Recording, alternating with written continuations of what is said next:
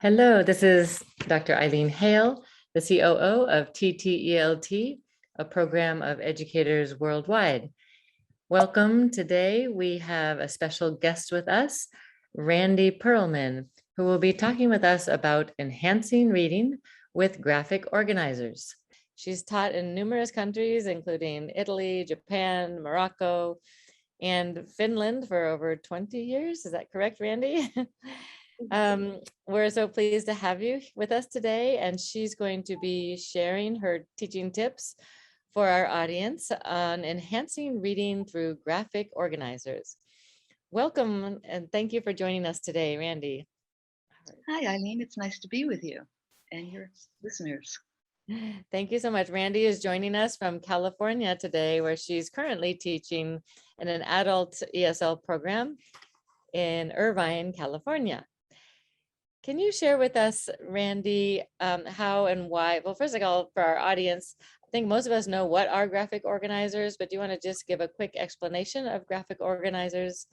And then we'll talk about how and why you integrated them into reading practices for our teachers.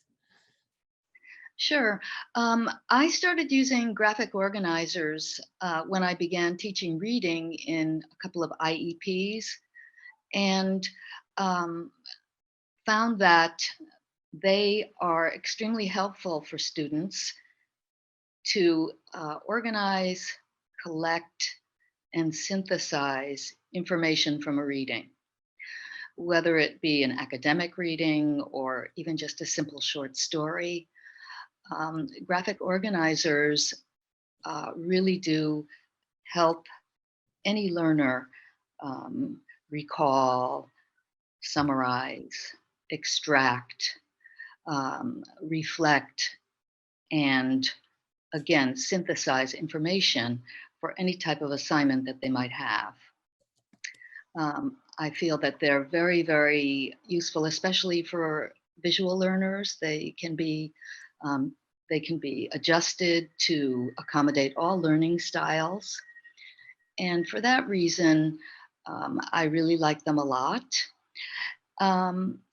They can be adapted to different age groups, different learner demographics, whether they be children, adults, teenagers, anybody. They're just very, very useful components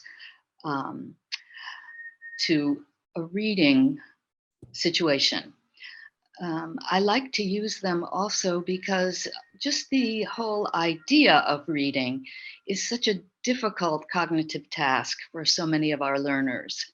If you might give a couple examples of types of graphic organizers you use. Sure, I'd love to. So, one of the basic types of graphic organizers that most people are familiar with, most teachers are familiar with, would be a Venn diagram. So, the Venn diagram is very useful for readings that compare and contrast information and also find a commonality. So, if we look at a Venn diagram, there are two not concentric, but they're circles that intersect. And at the intersection, you will find what's common, and then the other two circles will display information that is contrasting. Yes, I totally agree with you. Venn diagrams are very useful for comparing and contrasting. How do you integrate that one, for example, with reading? Can you give us an example of how to use that Venn diagram with reading? Sure. When a reader, an active reader, is going to perhaps begin an assignment, perhaps that reader is going to write a summary, for example, a compare and contrast Venn diagram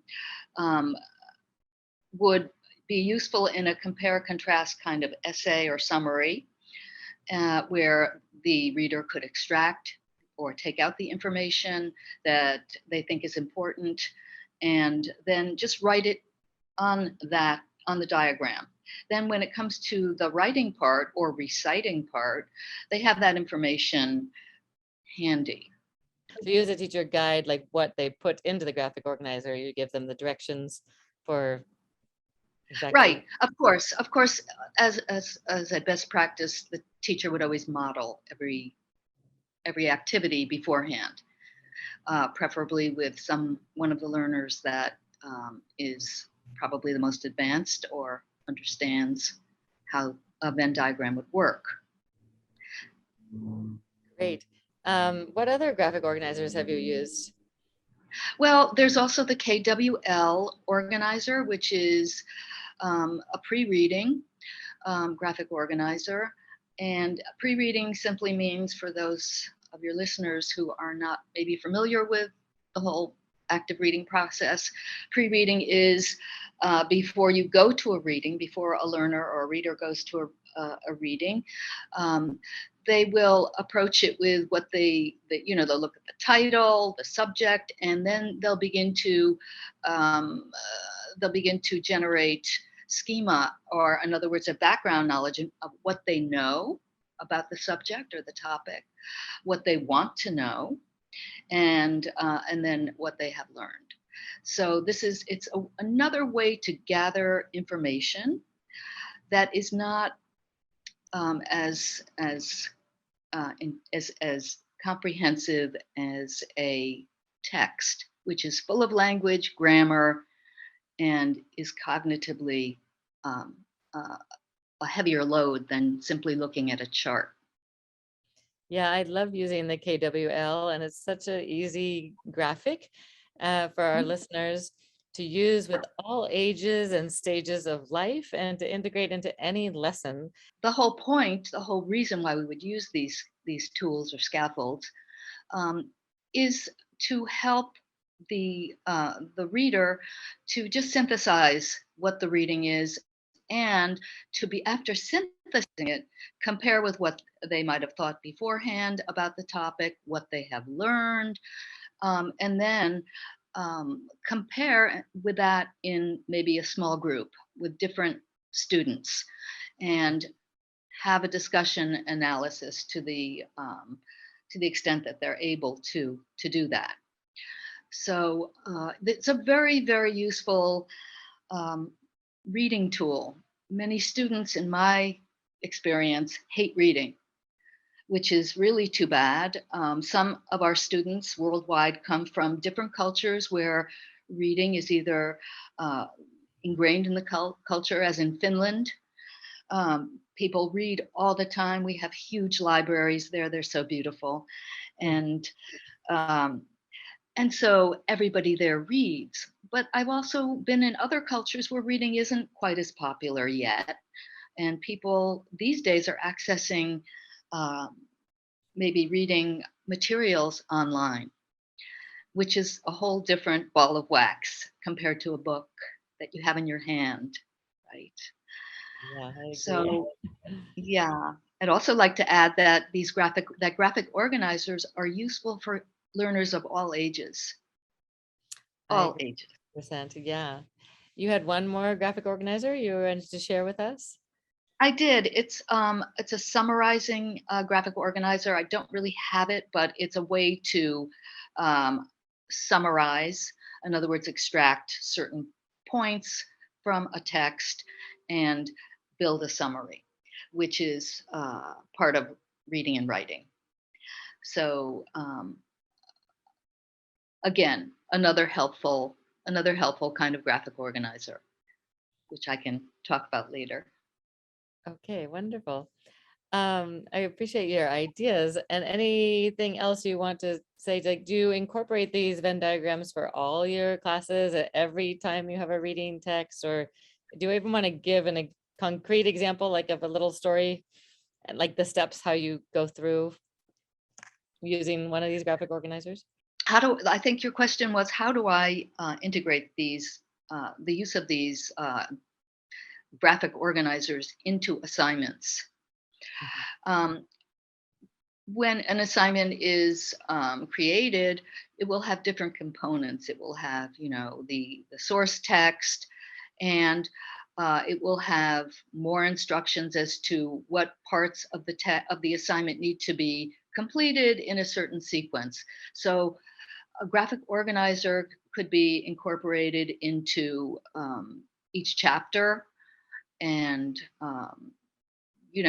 and students would need to fill them out for the teacher to look at. The teacher could then evaluate, are the students really reading? Are they doing the assignments? Where does the teacher need to jump in and perhaps reteach or revise, or do a workshop, or help advance learning using this tool. And the idea is for the student to be able to go on to the next part of the assignment. In other words, really synthesize it, rather, whether it's in a book report, whether it's a poster session, whether it's an essay. So it's a way to organize and think about and share information with other readers and with the instructor.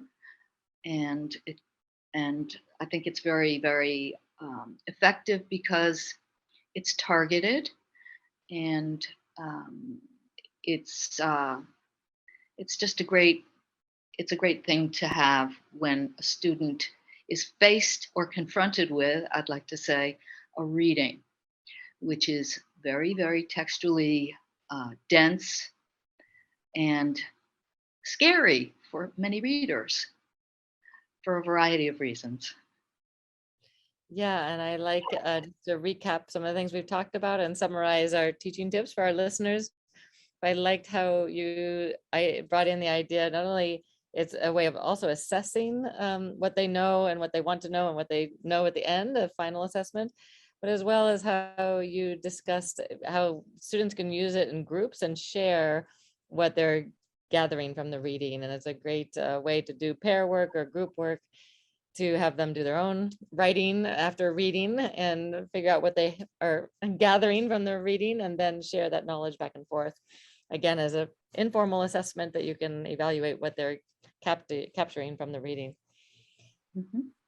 So in our kind of some conclusion summarizing, would you like to just summarize a couple points for our teachers of highlights for how and what they could do with their students with these graphic Sure. Sure. Depending on who your learners are, we know that we have different learning styles. And I think a graphic organizer, there are many that are available for different purposes. They can be elaborated, they can be made colorful, they can be made to include illustrations. Even you can bring in illustrations from a story or a book. Yeah. And so they're a very good tool for both teachers and learners. They help learners to extract and analyze and discuss all of these kinds of ideas and concepts in English, which is, again, especially in a small group or a pair work, these are communicative activities. And in sharing and thinking and pairing, we come to the idea of introducing critical thinking also to students, which we want to see them doing. We want them to learn to use tools that, while reading, that will help them, whether it's annotation, note-taking, filling out a graphic organizer. A reader is not alone with a text. Yeah. And so we just want, basically, I want, as a teacher of reading at times, to love reading, to come to love reading, and to make it a lifelong habit.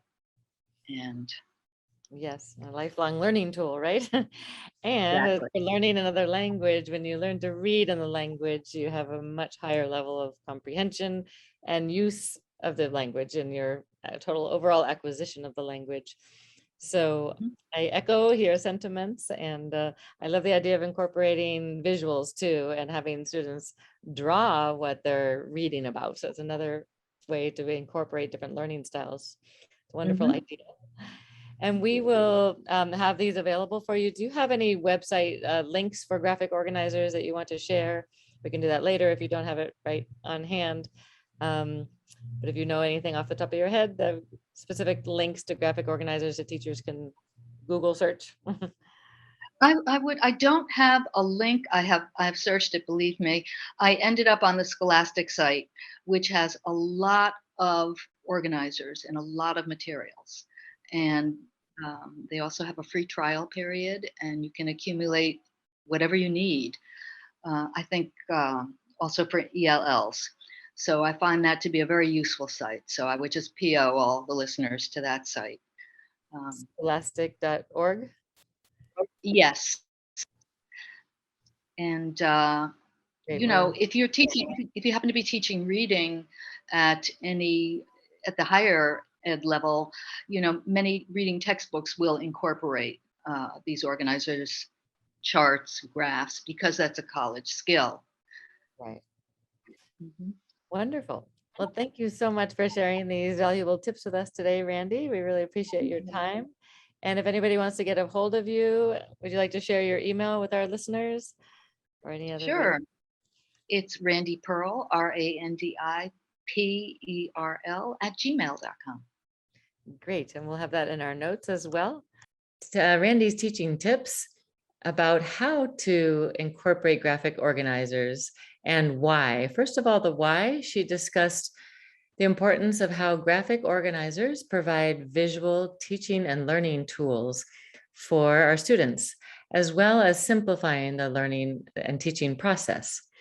How to incorporate graphic organizers. They are used to introduce a topic. Graphic organizers activate prior knowledge and make connections with new information. They also organize and visually summarize content, as well as help assess the comprehension of our students, identifying and discussing questions that may arise for our students. So thank you so much, Randi, for sharing those teaching tips with us. That's been very valuable. Join us this Saturday, December 11th at UTC -5 time zone for a live workshop with Kirsten Dick, who will be talking with us about student-centered teaching for teacher-centered cultures. You can pre-register on our website, ttelt.org, as well as find her podcast episode, which has already been recorded in preparation to participate in her live workshop this Saturday, December 11th. And Saturday, December 18th at either 8 a.m. or 12 noon, UTC -5 time zone, we will be having our regular TTELT talks when we discuss education topics that are most important to you as teachers. So please register ahead of time. We're doing this 1 week early this month due to the Christmas holiday on December 25th in the United States. So again, this is Saturday, December 18th for TTELT Talks. And follow us on our website, ttelt.org, for prior and new upcoming podcasts, our Facebook TTELT group, Instagram at t.ttelt, and Twitter at TTELT1. Thanks for joining us today.